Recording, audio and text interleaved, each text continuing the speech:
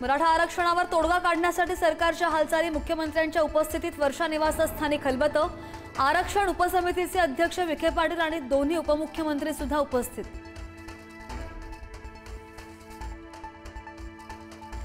काही लोकांकडून आंदोलनाला गालबोट लावण्याचा प्रयत्न, विखे पाटलांचा आरोप। मुंबईकरांचं दैनंदिन जीवन वेठीस धरू नका, आंदोलकांना आवाहन।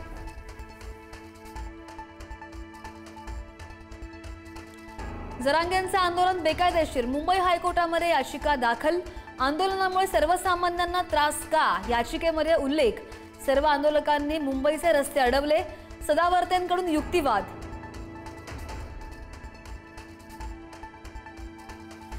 छगन भुजबळांनी बोलावली तातडीची ओबीसी नेत्यांची बैठक। आज दुपारी 3 वाजता मुंबईमध्ये भुजबळांच्या उपस्थितीत होणार बैठक। आजच्या बैठकीसंदर्भात भुजबळांची बबनराव तायवाड्यांची फोनवरून चर्चा।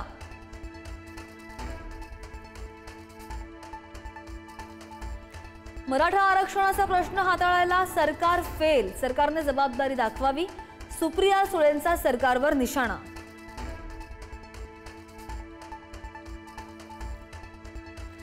मराठा आंदोलकांवर सुमोना चक्रवर्ती संतापली। कुलाबा ते फोर्ट दरम्यान आंदोलकांकडून गैरवर्तणूक। आंदोलक गाडीच्या बोनेटवर आणि काचांवर बुक्क्या मारत असल्याचा आरोप।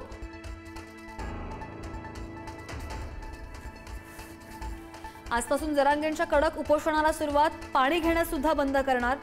आरक्षणाशिवाय मुंबई सोडणार नाही, मनोज जरांगेंचा राज्य सरकारला इशारा। अमित ठाकरेंचं मनसैनिकांना मराठा बांधवांना मदत करण्याचं आवाहन। मराठा आंदोलकांना कशाची कमी पडू देऊ नका, अन्न पाणी पुरवा। औषधोपचारामध्ये अडचणी येऊन देऊ नका, अमित ठाकरे यांचं पोस्टद्वारे आवाहन।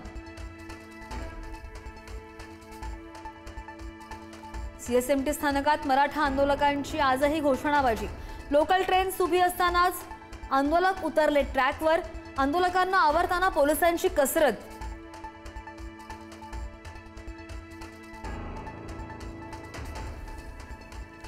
सीएसएमटी स्थानकाबाहेर मराठा आंदोलकांची गर्दी। सीएसएमटी आणि पालिकेच्या दिशेने येणारे सगळे मार्ग आज वाहतुकीसाठी बंद।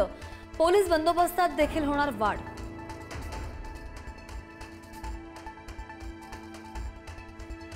सीएसएमटी स्थानकात मराठा आंदोलकांनी पोलीस अधिकाऱ्याला खांद्यावर उचललं।